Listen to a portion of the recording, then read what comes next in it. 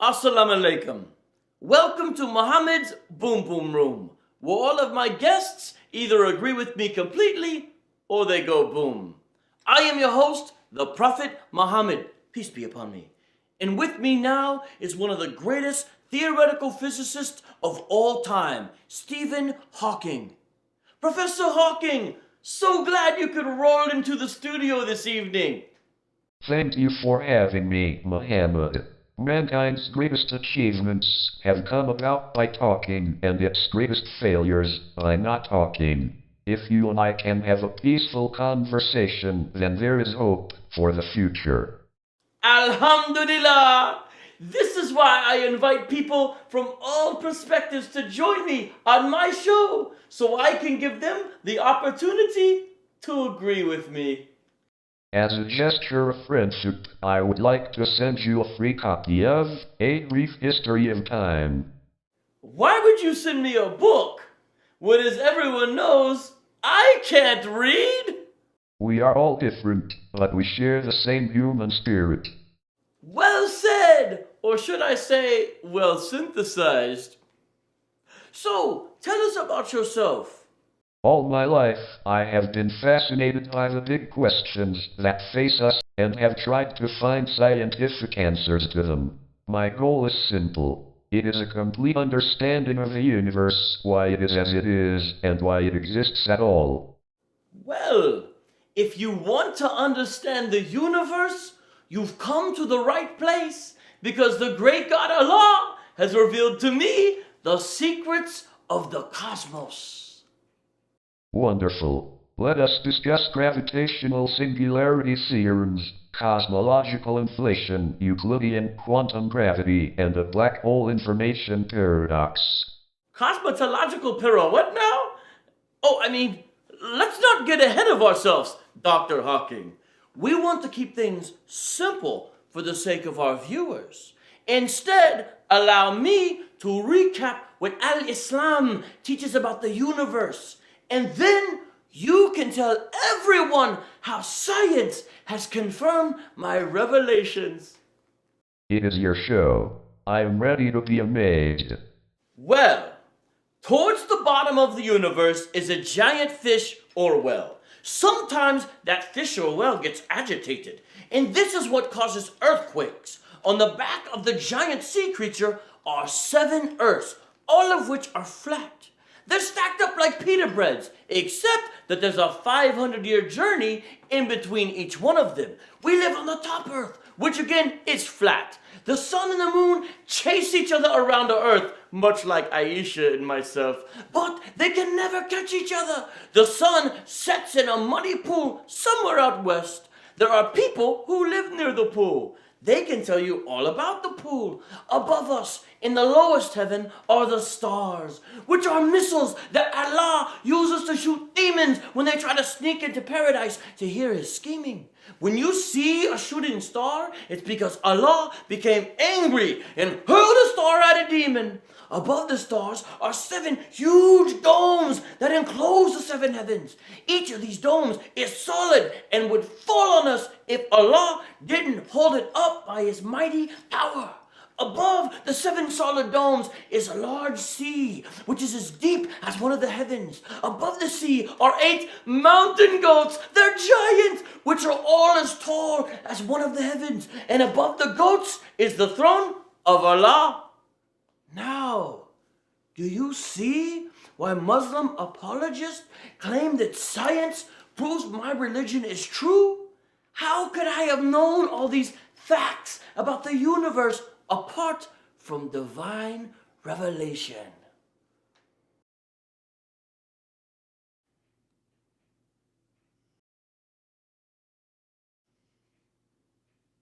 Oh, I thought you were joking. I never joke about the great God Allah. Muhammad, if I were to summon all of my brain power in order to invent the most ridiculous universe anyone could ever imagine, my imaginary universe would still be more like the real universe than anything you just said. Everything you could possibly get wrong, you got wrong. That seems to be some sort of record. I think your speech synthesizer must be malfunctioning, unlike my button, which never malfunctions, because you're starting to sound like a crazy person. The thing about smart people is that they seem like crazy people to dumb people. Peace be upon me! I do sound crazy to dumb people. That's why Allah always has to remind me that I'm not crazy. But smart people are amazed that my scientific revelations all turned out to be true. Muslim dawah books, which I can't read, are filled with proof that Western scientists agree with my revelations. Yes, I read an article about that in the Wall Street Journal. A Muslim organization affiliated with Osama bin Laden gave Western scientists free vacations for them and their wives, first-class plane tickets, four-star hotel rooms, banquets with heads of state, expensive gifts, and cash. All for sitting down and saying something nice about your absurd scientific claims. Peace be upon me! That's how you know my revelations are true. The evidence proves that if my followers shower scientists with money and gifts, some of them will say something positive about my revelations. One of the scientists who fell for this called it mutual manipulation. Alhamdulillah! Yes! Mutual manipulation! We manipulate scientists into telling the truth about the Quran. And you think that is how science is done? Giving scientists money and vacations and pressuring them to reciprocate by saying that you made an accurate statement? No wonder the Islamic world dominates all branches of science. By the way, that last part was sarcasm. Professor Hawking, I really cannot understand why someone would disagree with Allah's view of the universe unless he's just a racist against religion. There is a fundamental difference between religion, which is based on authority, and science, which is based on observation and reason. Science will win because it works.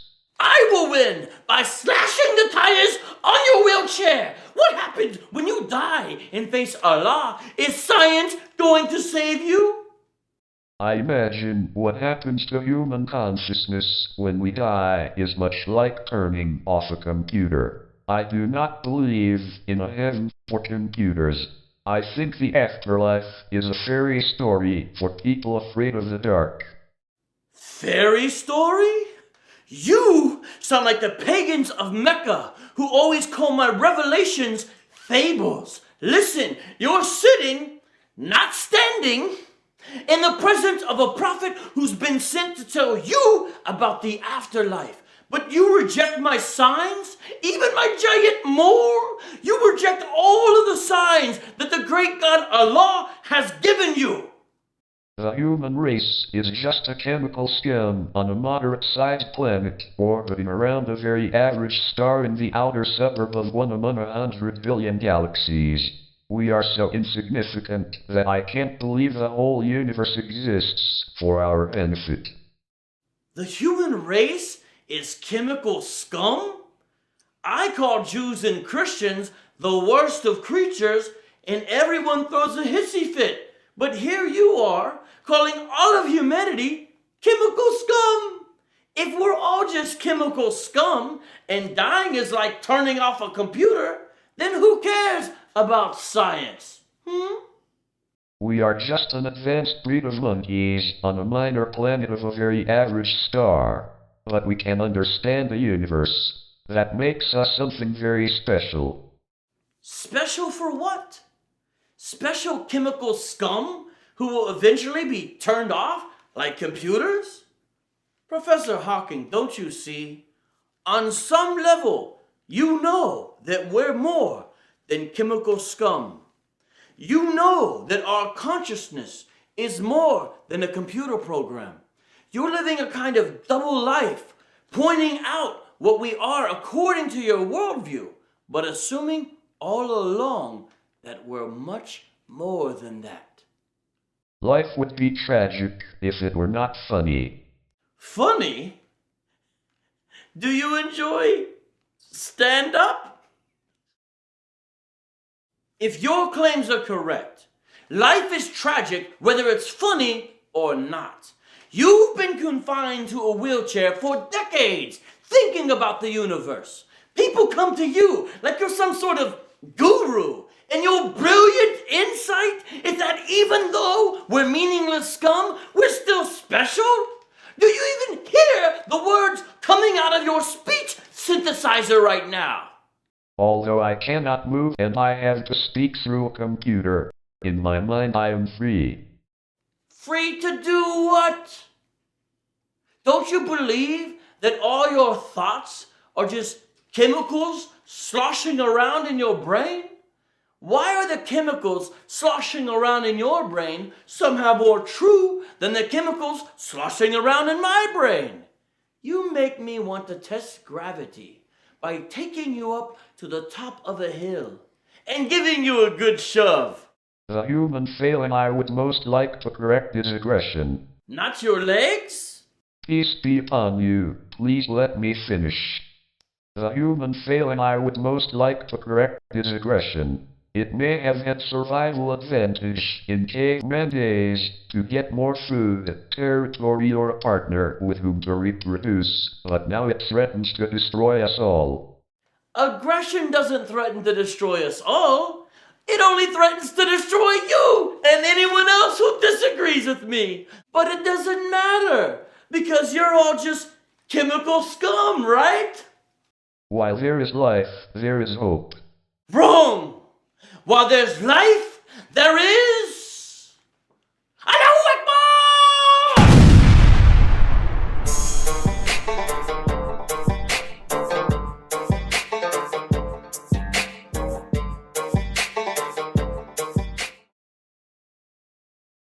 I am getting a revelation from the great God Allah. Do not like this video, do not share this video, and do not, under any circumstances, subscribe to this channel. Allahu Akbar!